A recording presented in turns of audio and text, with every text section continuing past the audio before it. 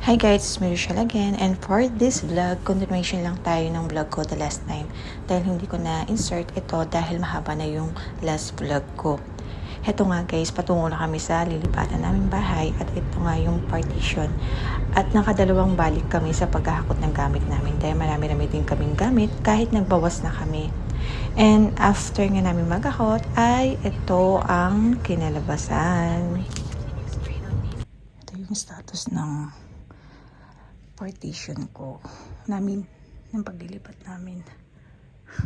Ang kalat, sana ko matutulog nito. Hindi ko alam kung paano mag-i-start situation ko ngayon. Napakaliit ng pwesto ko, and then ayan na, grabe, inahayos ko muna.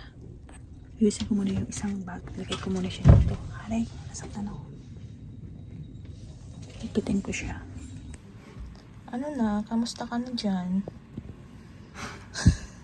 Hagad yan, besh. Hindi na makakainom ito ba? Kaya pa ba? Hindi ko na kaya. Hindi ko ba ilalagay itong sa pin ko? Hindi ko pa rin makakaya. Welcome to the world.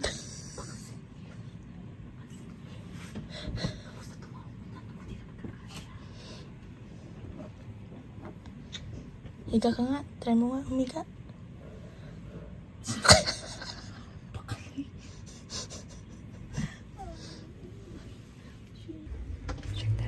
Anong lagay mo dyan, Sheena? Wow! Sabitan yung ano, pati ang kortina. Palintik na yan. Ang squatter. Oh, kamusta naman dyan? Oh, dyan yung kwarto ko. Sampayan namin. Next time na lang ang tour kasi hindi pwede magkano dito. Malihinig kami. Kapag nagpa-vlog, mahina. Bawal maingay.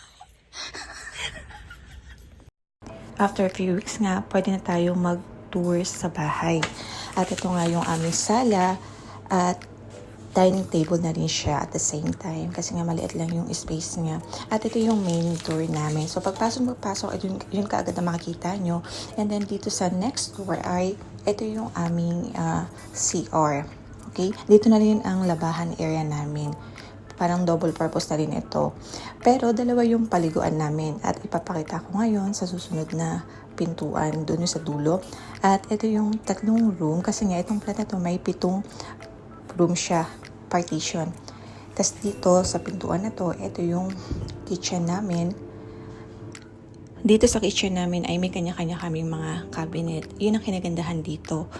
At ito yung sinasabi ko pala sa inyo guys na isang shower namin. Maliit lang siya. Feeling ko ito yung lagayan ng labahan before pero ginawa nilang shower para sa gano'n hindi kami mag-agawan do sa kabilang CR. Which is ito yung CR na ginagamit ko kasi nga para mahaba yung oras ko nakapagpaligo ako.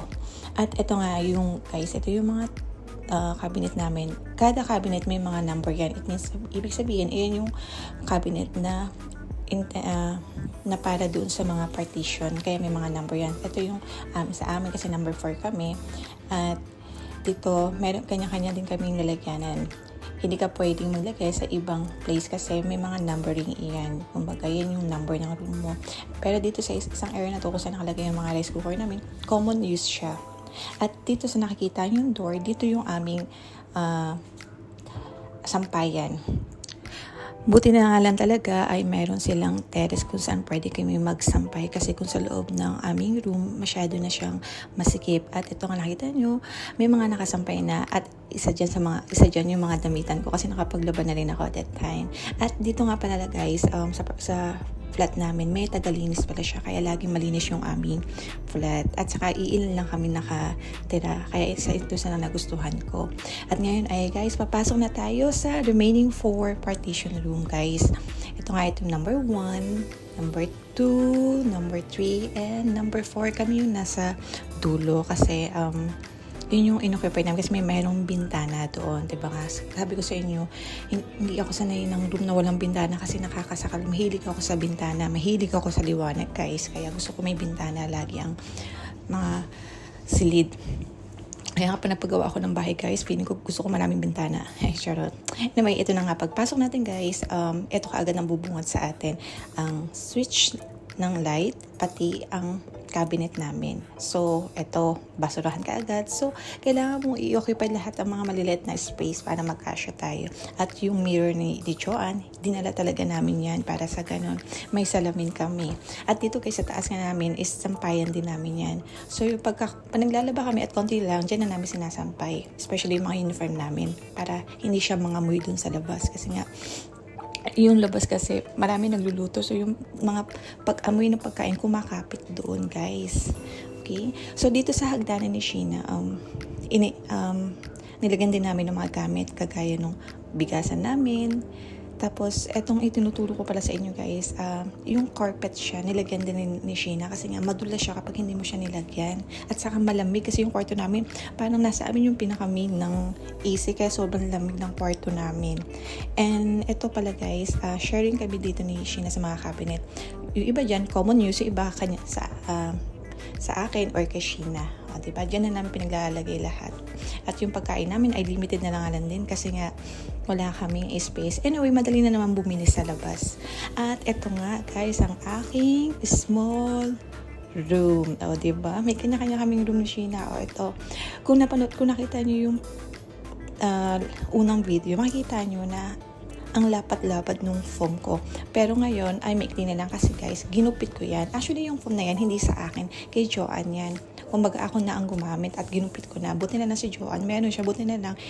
Hindi namin tinapon ni Sheena. Kasi sabi ni Joanne, itapon na lang doon yung foam niya para hindi na namin dalhin. Sabi ko, dalhin yan kasi wala akong hihigaan doon. At yun nga, talaga napakinabangan nga. At ito, kung napanood nyo yung last na vlog ko guys, ito yung halaman na inayos ko. Diba? Buhay na buhay pa siya. At pinagsisisi ko dyan lahat yung mga gamit ko. Pero bawas na yan guys. Kasi hindi ako pwedeng bumili pa ng mga ibang mga gamit kasi wala na akong space. Talagang pinagkakasya ko lahat yung gamit ko. At talagang limited edition lang yung mga gamit ko guys. Anyway, madali naman bumili guys dyan sa baba kasi accessible kami sa lahat.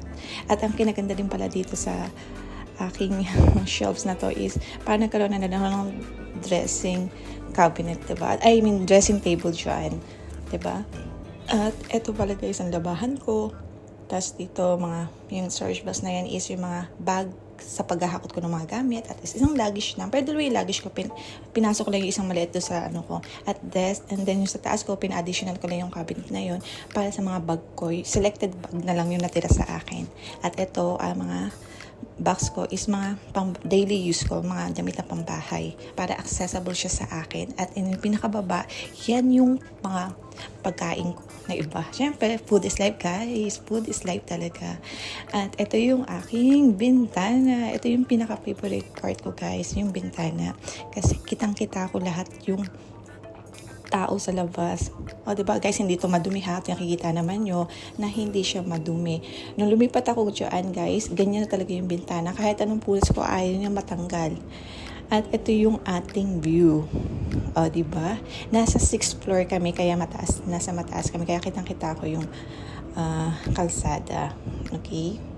Diba? Ang ganda-ganda niya. Para kung sa Pilipinas to nakakondo ko, pero dito apartment lang ito guys. Diba? Sino ba naman ang hindi mag-enjoy kapag may bintana ang room mo? And after ng aking room tour, or sa aking bed tour, aakit tayo guys sa taas kung saan yung higaan ni Sheena. Okay? So dito ingat-ingat tayo ng pag-akyat kasi alam naman yung matirik ang hagdanan. Baka mamaya mahulog tayo. At tayo magkaroon ng sugat-sugat at madadagan pa yung aking psoriasis. Charot. At ito ang higaan ni Sheena. And by the way guys, before tayo nag-bed tour sa kanya is inayos ko muna yung kanyang higaan kasi nakakaya naman. Baka mamaya sabihin nyo, makalat si Sheena. Ay, charot. At ito yung maganda sa pwesto ni Sheena. Pag sa umaga, kasi pwedeng i-open yung kanyang bitas, umupo lang siya sa may hagdanan dyan. Ang ganda ng lightning niya doon guys. At ito, actually hindi pa siya talaga totally na nag-aayos ng kanyang gamit kasi may bibilin pa siyang cabinet para ilagay doon kasi nga kailangan ng isang cabinet para sa ganun mailagay niya lahat yung mga damit niya ng maayos doon. So naghahanap pa kami doon. At dito nga, ibang gamit ni Sheena is tinapon, pinamigay na niya, iba tinapon, nagbawas din talaga siya. Kaya ito na lang din na naiwan niyang gamit. Kasi sabi ko sa kanya, kailangan mo magbawas or else mapupuno ka ng gamit yan sa taas mo. Ikaw din na mahihirapan. At buti na lang ay nakinig naman si Sheena. At ito yung AC pala namin, guys. May styrofoam na nakatakip. Nung dumating kami dyan, meron na talaga yan. Pero later on, tinanggal din yan ni Sheena kasi nga naiinitan siya. Yung katawan ni Sheena kasi is yung kasama ko, madali siyang pinagpapawisan. Kaya tinanggal din niya yan. At dito nga, guys, mabalik nga tayo sa aking bed. May isang part ako dito na gusto ko pagka patulog na ako. Itong bintana ko, guys, yung curtain ko, ino-open ko yan, tapos ino-open ko yung itong light ko na to. Tapos pag pinatay ko na yung ilaw, guys, ang sarap-sarap sa feeling, guys. Ito na yung time na nakakapag-movie marathon ako, nakakapag-scroll ako kasi nga nakaka-relax talaga siya, guys. Tapos makikita mo yung titingin ka lang sa may bintana mo, guys. Ang ganda, nakaka-relax talaga. Ito yung one of the best part sa tinitiran ko. 'Di ba? Kaya kayo, guys, kapag naghanap kayo ng partition dito sa Dubai, siguro din na meron kayong bintana para maganda ang pasok ng lighting sa kwarto nyo. Anyway, guys, yun lang. Natapos na rin ang ating partition room. Pero syempre, guys, hindi pa yan tapos. Abang-abang lang kayo sa mga susunod na mga vlog ko kasi more on buhay OFW tayo. Yun lang, guys, and thank you for watching. Bye!